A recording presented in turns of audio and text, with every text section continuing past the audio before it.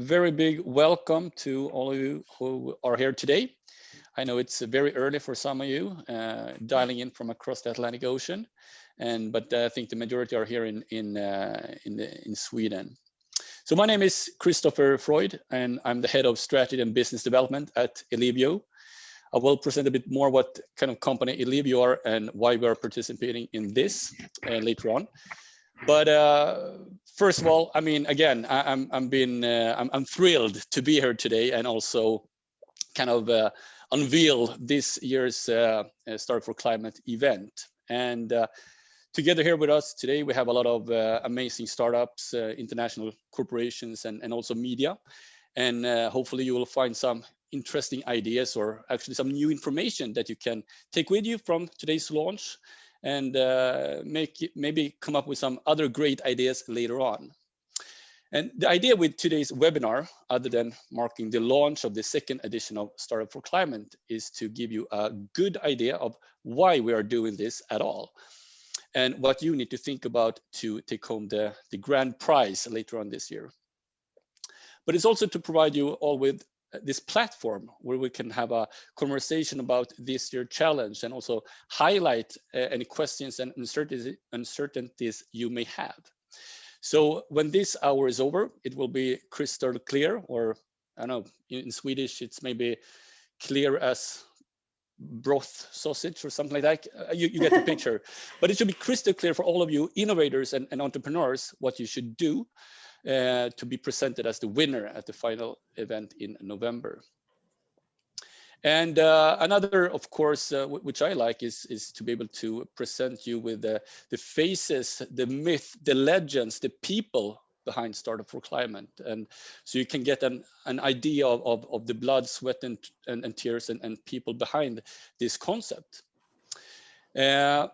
So before we kind of, the layout of today's program is that we will set a bit of a background, setting the stage, and then we'll get into the workings of this year's challenge and how you can maximize the impact of your participation. And lastly, we will cruise into a Q&A session where you have the chance to ask some questions and we'll provide you with some answers, hopefully, and get the possibilities to learn you even more or get to know you a bit more. And also, I encourage you to, if you have any questions or something comes up that you want to share, use the chat box and we will, at the end of the presentation, bring them up and so on. So be active. It's not just a one-way communication. And also on a final note, before I hand over to Anna from GodEl, I just want to inform you that this event is being recorded and it will show up on Things YouTube channel. And also urge you to visit that YouTube channel if you like innovations and deep tech and stuff like that. But Anna, please. Yes, thank you. And hello, everyone. My name is Anna Kvarnström. I am a sustainability developer at GodEl, and I'm also the project manager of Startup for Climate. So we're going to start off by diving into this by taking a look at, like Christopher mentioned, why we're doing this at all. And perhaps some of you joined us for the EBISAR event that we did in April together with our partner Things. Where we talked about the current climate crisis and this brand new record of ours of 420 ppm of carbon dioxide concentration in the atmosphere. And the last time it was this high was some 4 million years ago when the world was 3 degrees warmer, sea levels 30 meters higher than today, and Greenland was completely ice-free. Not a very nice record, but I'm not going to dwell on that too long today. Because for now, I'd rather just focus on some positive aspects because we are also seeing the initial stages of a massive shift in our society. Because in 8 years, we need to cut global emissions in half. And that's a transformation that we've never been through before. So nobody knows what it will look like, but we are seeing a shift and we see that Swedish innovation and intelligence and drive really has the capacity to play a big part in limiting global warming to 1.5 degrees. And we also see, more than that, we see that resources really need to be added to where impact can be maximized. So what this is basically is the ultimate joint effort And on the topic of joint efforts, and also like to create the smoothest of transitions here, I'd like to hand it back over to Christopher, who will tell us a bit more about Ellevio and their thought on the energy transition and this innovation challenge. Awesome, thank you. And I guess many of you know who Ellevio are, what kind of company are. But in short, you can say that we are one of Sweden's largest DSO, or distribution system operator, and that means that we are an electricity grid company. So we build, we own, maintain, and run electricity grid. That is our core business. So we have about 1 million customers, and since we're a grid owner, you can say that we are in the middle of this energy transition. So why is that? So as a DSO, we own electricity grids, and that work as a backbone of connecting electricity producers with consumers and enabling increased share of renewable energy, and also helping different industries as the transport sector to join the electrification and actually reduce their climate footprint. And looking ahead into the future, we can see that in our plans to be able to provide or help the societal transformation, Ellevio as a grid company needs to invest 100 million Swedish crowns in our grid. It's just a stunning number. And in addition to that, we took a strategic decision a couple of years ago to actively seek new ways to drive the energy transformation, and finding new products and services and solutions, and actually new partnerships that we can leverage to continue helping our customers in the energy transformation.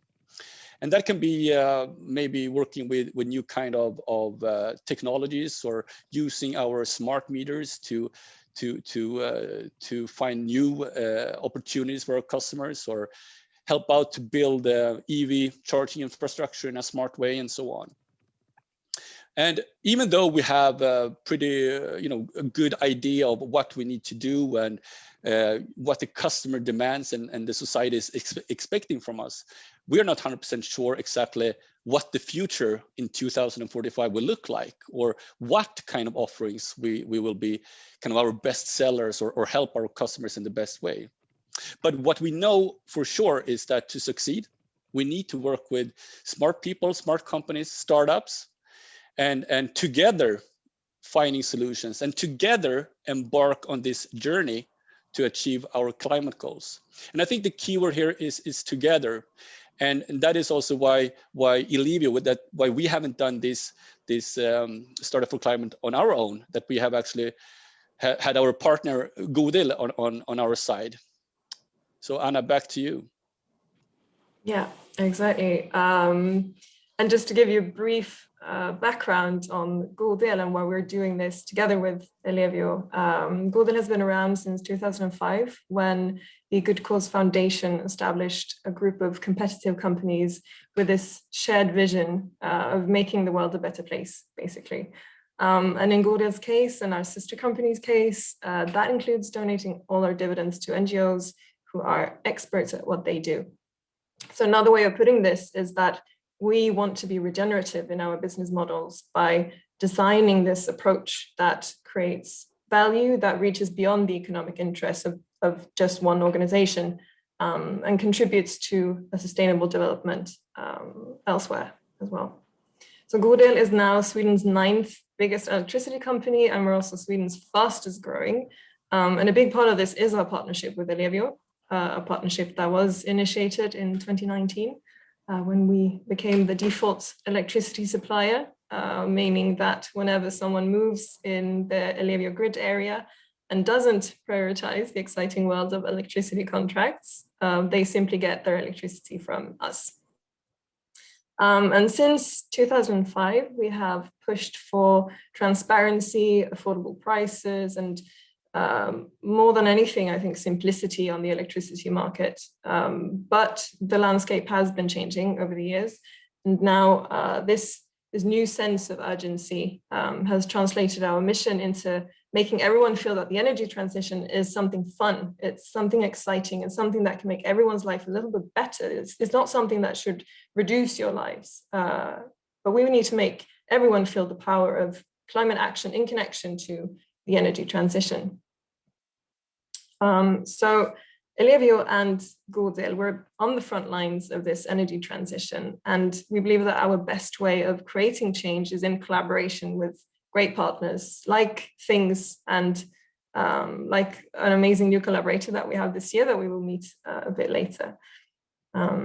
So partnerships and this shared vision for the future is what has paved the way for our joint initiative, Startup for Climate, which is, as you all know by now, the reason we're all here today.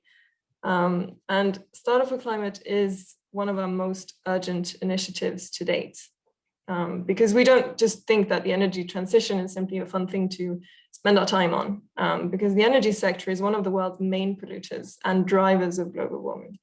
But the energy sector is also an enabler in that sense, an enabler of digitalization, of clean transportation, the clean powering of industries and homes.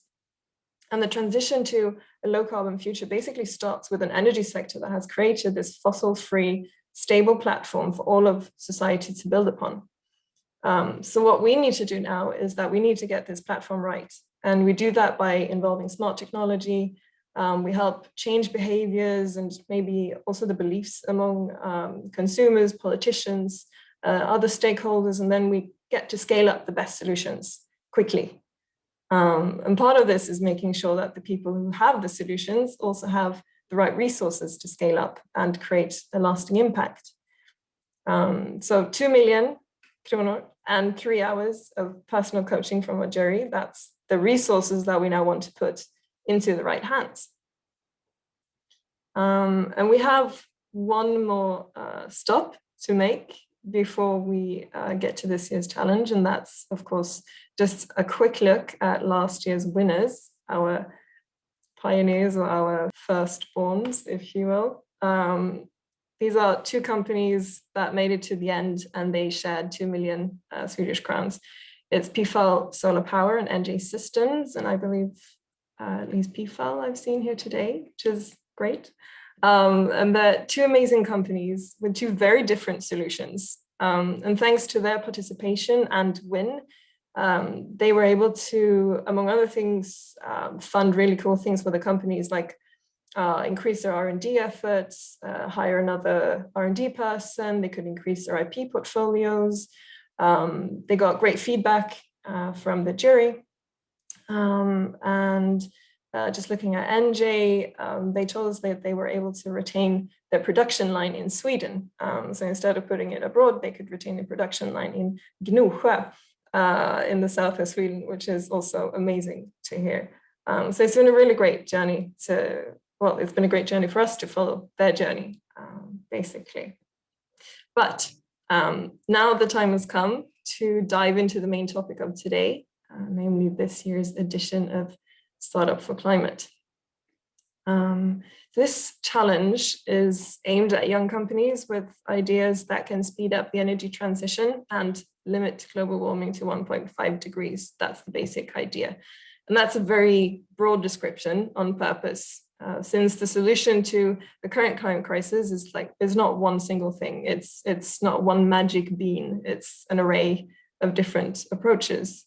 However, we have put a few aspects and criteria in place in just a little attempt to create a sense of order and hopefully challenge you all a bit to think about the role of the energy transition in responding to the climate crisis. So this is the energy transition and the requirements. So first of all, innovations must fall within the framing of the energy transition.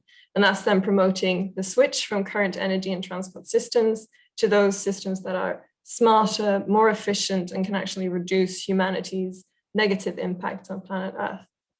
And then the companies that apply, they must also meet these 3 criteria.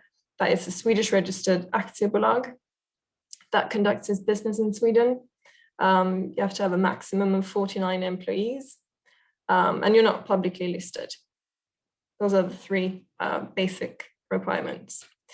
But then once you have submitted your project, it will be judged on how well it meets the following criteria.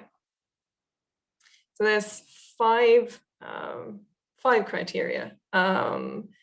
And it's I urge you all to have a look at these and just consider them carefully, because these are the criteria that we will use throughout this year's challenge. So it's the climate impact, and that's is not a new one for this year, but we're highlighting it even more this year because we find it that important. So climate impact could be that your innovation can lead to a reduction of greenhouse gas emissions. It could lead to reduction or more efficient energy use, or it could lead to behavior change that lead to sustainable consumption. You need to be able to show us this. And then the rest of them are basically the usual suspects when it comes to startup competitions. We look at the doability, your business model, uniqueness, and a little heart, just to let the jury have a say in their emotional response to what you're presenting. And then the full submission form can be found on our website as of today. So I advise you all to visit our website, startupforclimate.com, and have a look. The idea is that it should be pretty quick and pretty easy because we're all busy transforming the energy sector. So there are 5 questions all in all, no novel writing, and just a request that you attach an image that does a good job of representing your innovation. And you will understand why in just a minute. Because now once you submit your innovation, that's when the real journey starts. There is an old saying that goes, out of sight, out of mind. And I believe that's incredibly true in today's crowded information landscape. So this year we wanted to make sure that everyone who joins the challenge, whether you make it to the shortlist, maybe whether you make it to the final or not, as long as you join the challenge, you will be seen widely, but it's also up to you. And we're doing this together with a brand new partner of ours. And I'll take this opportunity to hand over to my amazing colleague, Emmy Tolin. She's the media and PR guru of Startup for Climate, and she's going to guide us through this section of the event, together with Ingmar Rentzog, who's the founder and CEO of the social network We Don't Have Time.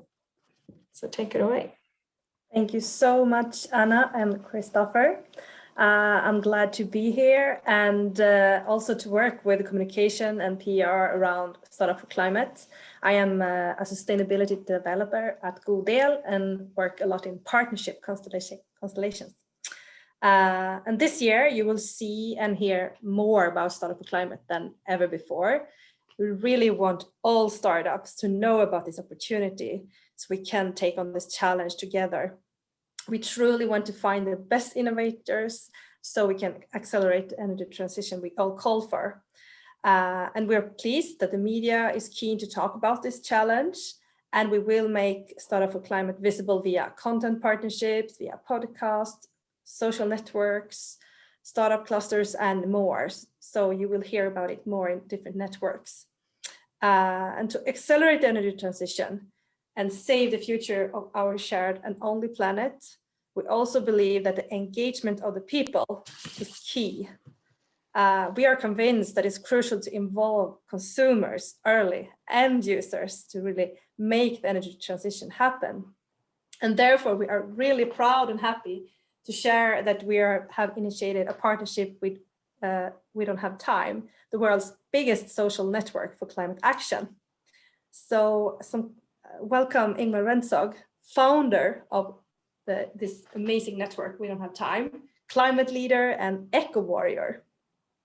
Thank you, Emmy. So great to have you here now today. Can you tell us a little bit more, Ingmar, what is We Don't Have Time and why are we partnering up here? Yes, thanks for inviting us and for this great partnership. What We Don't Have Time is all about, we are a focused social network where we focus solely on solving the climate crisis. So we are inviting everyone that works on solutions to cooperate on our social network platform. And what you can do on We Don't Have Time and what we're working on is to share and amplify all the solutions you have out there, so that more people could be aware about them, so that more people will be inspired to act, and that more people also could learn from others and scale all the solutions. Because what we do here in Stockholm or Sweden needs to be shared to the whole world, so they can do the same, and what they do is something we need to learn about and do the same. So it's all about sharing and spreading and creating awareness for climate action, I will say. So we are a social network platform where you're going to vote on the nominated companies in this competition, and by voting you're also helping all startups that are not winning, but everyone to share their solutions and get a wider audience. Yeah. So by being nominated in this competition, you will also get a lot of helping with sharing and communicating about what your startup is doing. Yeah, so basically every startup, every idea that will be part of this competition will be amplified via your platform. But if you look into the users, the consumers, what do you think, Ingmar, how can they be a part of accelerating the energy transition? I mean, the reason why I founded We Don't Have Time 3 years ago was basically because an insight that our world leaders will not act on the climate crisis. And if they don't act, who will? So what we are trying to achieve with We Don't Have Time is to empower everyone to do things. And individual action is very important, but you can't stop there. You also need to change everyone else and inspire them to act. And you also need to actually nudge all the leaders to do the right thing. And we have created We Don't Have Time as a platform where you can talk to corporate leaders, you can talk to our world leaders, and you get an answer. So this is a dialogue platform where you can give them credit for what they do that is great, like this initiative, but you can also tell them what they need to stop and how they should change. So we are involving everyone, and if we're going to solve the climate crisis, everyone is needed and everyone is important. Word, Ingmar. I really agree. I think we all do. So how do I get this app? If anyone today, they don't know about it, where do I get it? Is it free? How do I get it? It's totally free. We're run by Renewable Energy. And we also plant a tree if you join us. And you find it on wedon'thavetime.org, or if you use your phone, go to App Store or Google Play or anywhere else and search for We Don't Have Time.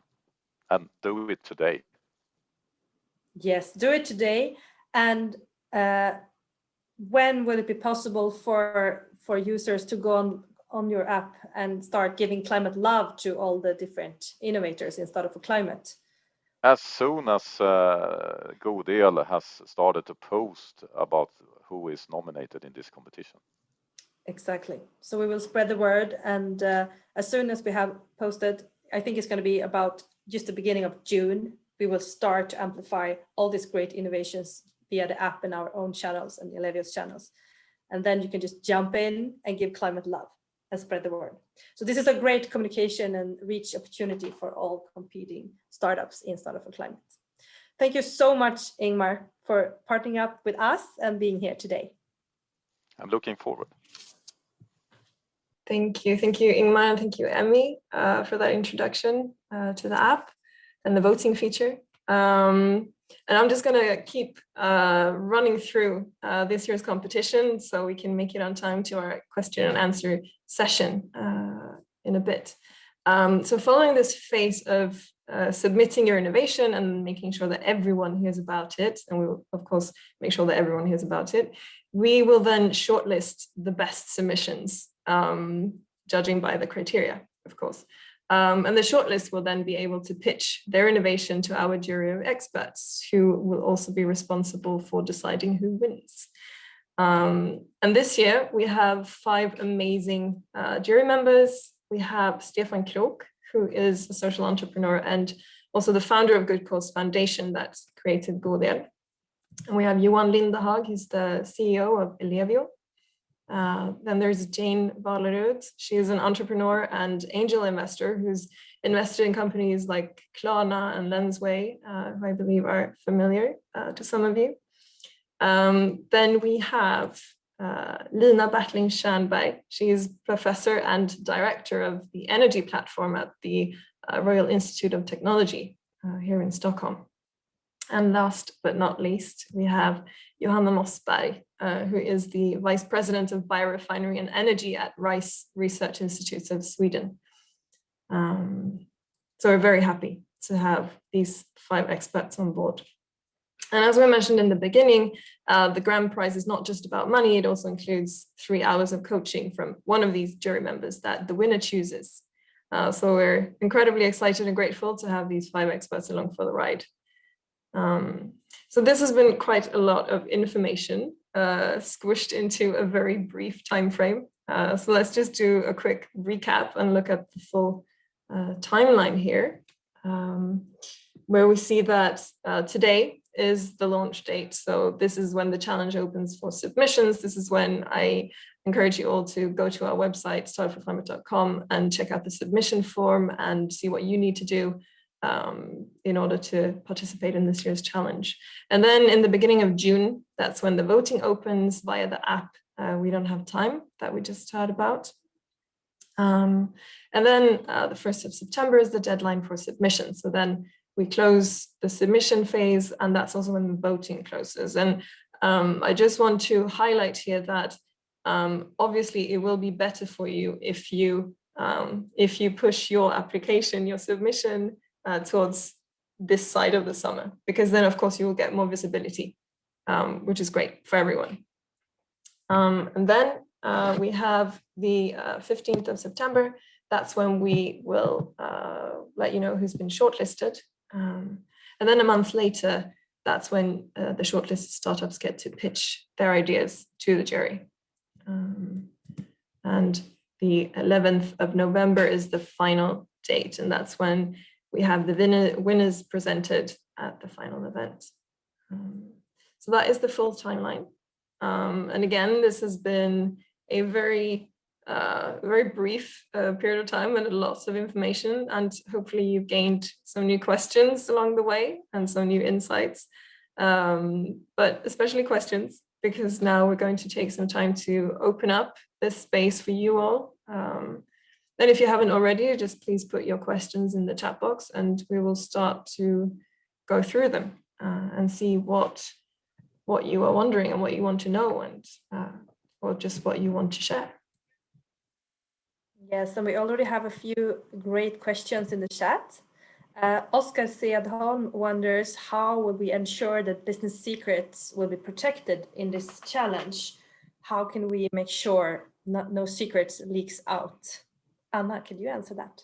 Yeah, definitely. So in the submission form, it will be very clearly stated in the first box, basically, where we ask you to provide us with an elevator pitch, a maximum of 100 words.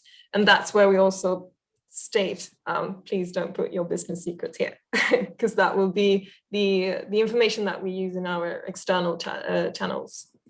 So in that first box, just put your elevator pitch, what you want other people to know. In the remaining boxes, the remaining 4 questions, that's where you can actually start to gain more to your the workings of your business, and we won't spread that information around at all. It's just the stuff that's in the first box, in the elevator pitch, together with the image that you attach. Thank you. And another question from Jim: how is it with the competition? Is it only Swedish companies that can apply? Yes. So it's only Swedish companies. It has to be a Swedish registered company. So of course you don't have to be from Sweden, but as long as your company is, then you can participate. We had a few participants last year that actually created aktiebolag, or like limited companies, last year in Sweden, just because they wanted to join the challenge. Could you mention something about the reason behind that rule for this year, Anna? Yeah, absolutely. It was up for discussion, definitely, because obviously we want climate solutions. That's not just one thing that we create in Sweden. It's a global thing. But for us, it was important to be able to track the winners, track the money, in a sense. And we also feel like, since this is the second year that we're doing this, we want to beef up, in a way, here in Sweden, and create more visibility and more of a brand around Startup for Climate before we take it to, or before we like expand it to the rest of Europe or to the rest of the world. So that's the reasoning behind that. So perhaps next year it will be open for international companies.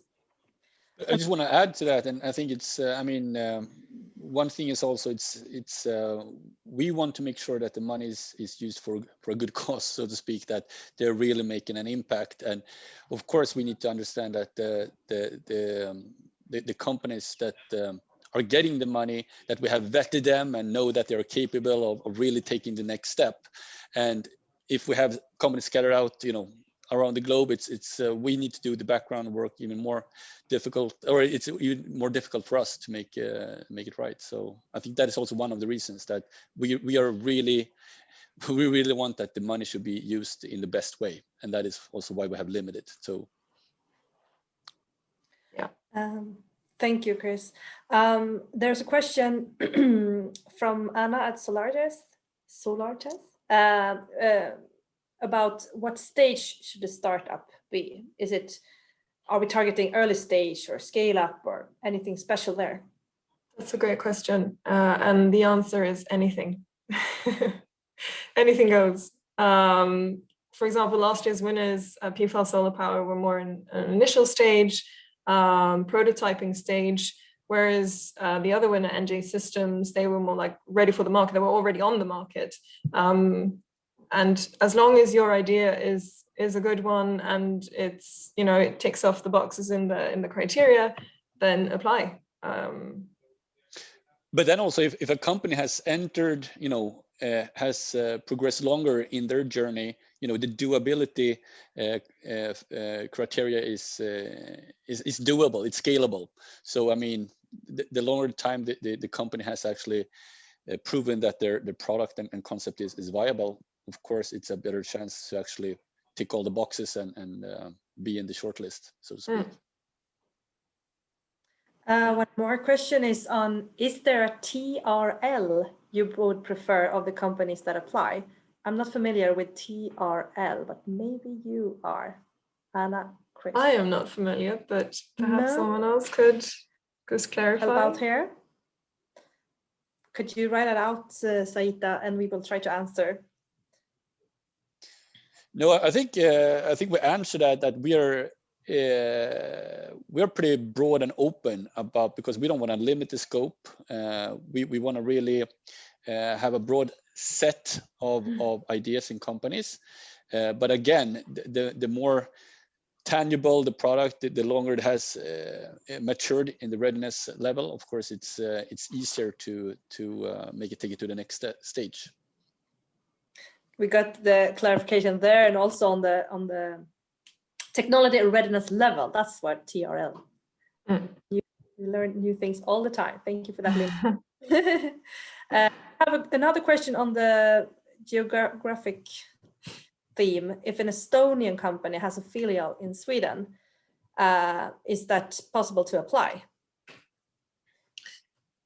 If the company in Sweden is a Swedish registered company, like an aktiebolag, then that's fine. As long as also it's because of the requirement, the initial requirement that you can't be more than 49 people in the company, and that includes all the other companies around the company as well. So as long as it's a Swedish registered company. Good. John Sandberg writes and asks, could you elaborate on the preferences for hardware versus financial tech, for example? Is the competition geared towards hardware, or can financial tech for climate compete on equal terms? It's a great question. The competition is geared towards everything that has to do with the energy transition and climate action and climate impact. So it's not geared towards hardware specifically or anything else. We're open for everything. Again, I cannot stress this enough. We need an array of solutions, and we're open for all your ideas and all your solutions as long as you can speak for them according to the criteria. We're very, very happy to have you apply. So if you are a carbon credit accounting company that has a cool concept how to do the accounting of emission credits, of course, it's also of high interest. And if you have a cool hardware that make the charging of EVs super fast, it's interesting as well. Everything is interesting. Yeah, very many great questions. Yeah. And if there are more questions later on that I don't come up with right here, where should I go to ask my questions, Anna? That's a good question. I should have put it on this final slide. But on the website, there's also an email address. It's hello@startupforclimate.com. And you can reach us all via that email, and we'll answer immediately. So that's I would say that the best way to find all your information is to visit the website, and it will be easy for you to find your next step from there.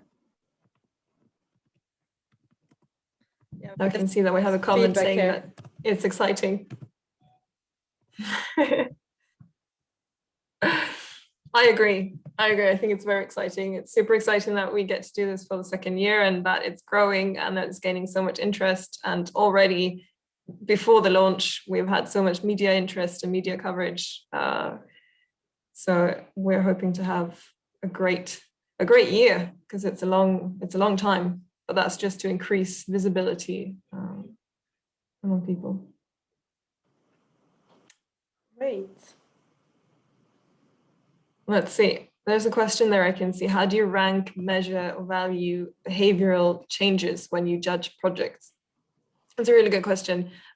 We don't have a specific way of how we rank them, but the idea with these criteria is that we give you examples of what we would like to see within the climate impact criteria.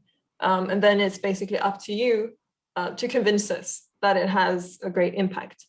So if you, for example, can prove a behavioral change or a supposed behavioral change that will lead to a reduction of greenhouse gas emissions, for example, that's brilliant. That's amazing. So just play around with it a little bit. But what we want is climate action that is tangible, not just like we're hoping that this will make people drive their cars less. That's not going to cut it. And I hope that answers the question. There's some more questions coming in, so we just pick them up along the way. We have a question on the role of things and collabs in this challenge organization, like how the role of things, for example.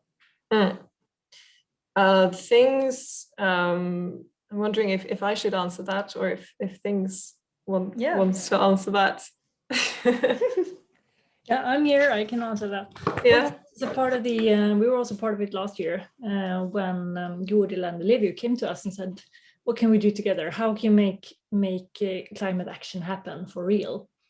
So we're part on setting it up, sharing the challenge in our networks, sharing information, feedbacking Bollplank in setting it up based on our experience. We've been running this type of similar setups with different large corporations. So we try to help out everything we can, especially since we have a very good tech network that we work closely with. And again, I think the key word here is, again, together, and we have complementary skills and views, and for GodEl and Ellevio's part, I mean, I just want to stress this, that we are so keen on that the prize money which is a substantial, 2 million. It's going to use it in the best way. And then we need to have, help us with the background checks and understanding, all the criteria, how they can be fulfilled. Can this be scalable and implemented and actually have a climate impact? So I think the contribution from things, and also from the jury, I think, which are very diverse, gives us hopefully the possibilities to circle in on the winners and really, betting on the right horses, so to speak.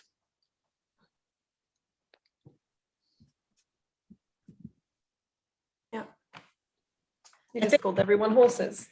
We got a great question here on what are we actually selling? Like, are we walking the talk here? So the question is GodEl and Ellevio, are we renewable energy companies? And the answer for GodEl is yes, definitely. We only provide renewables. But how is it? What role do you have, Ellevio, Christopher? Because you are not selling the actual electricity. Could you just clarify that one? Yeah, I mean, if we are a renewable energy company, I think, again, it depends how you exactly what you include in that definition. But I mean, we are a distribution system operator, so we own, cables in the ground, grids that connecting production entities with the consumers, and actually helping prosumers.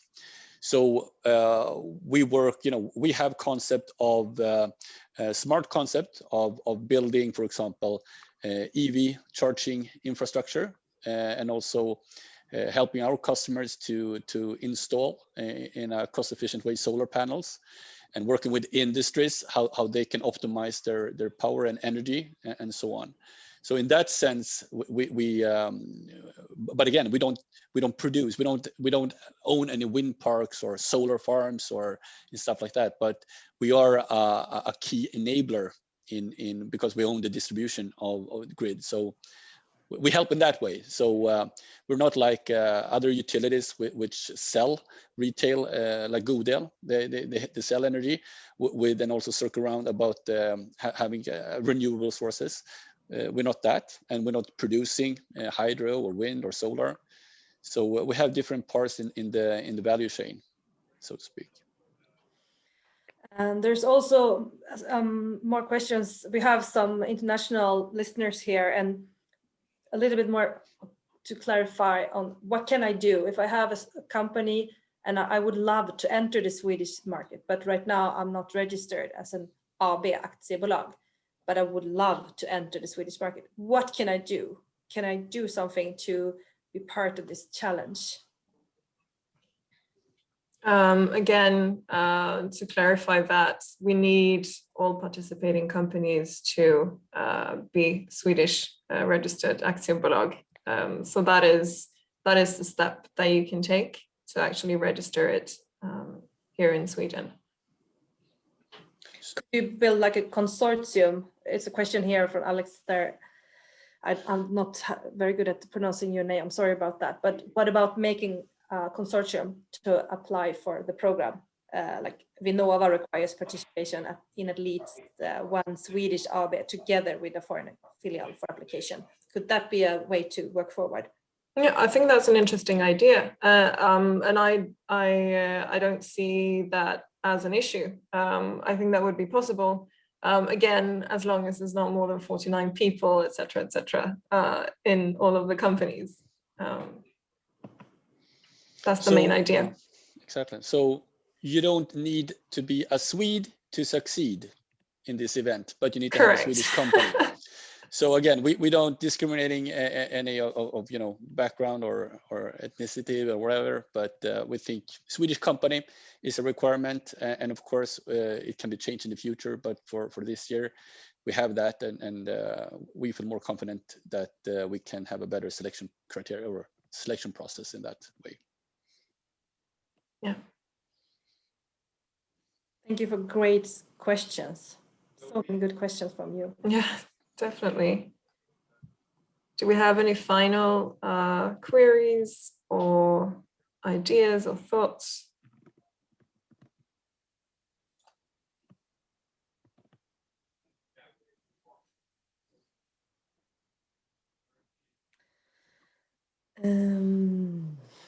Just saw this new question popping in. Most EU countries are asking to get registered in that specific regional regulations of state.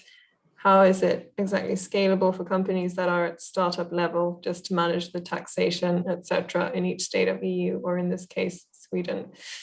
Yeah, it's a fair point. It's a fair point. Unfortunately, I see that might be an issue. Unfortunately, in this case, we haven't been able to expand it because yeah, we've set those rules for our sake as well, to be able to follow up, to be able to sort of make sure that the price money spent is being put to good use. It's a security for us in these initial stages, basically. And it's unfortunate that means that there are issues for other companies that are not registered in Sweden who really want to participate. That's all I can say right now, but perhaps it will change in the future.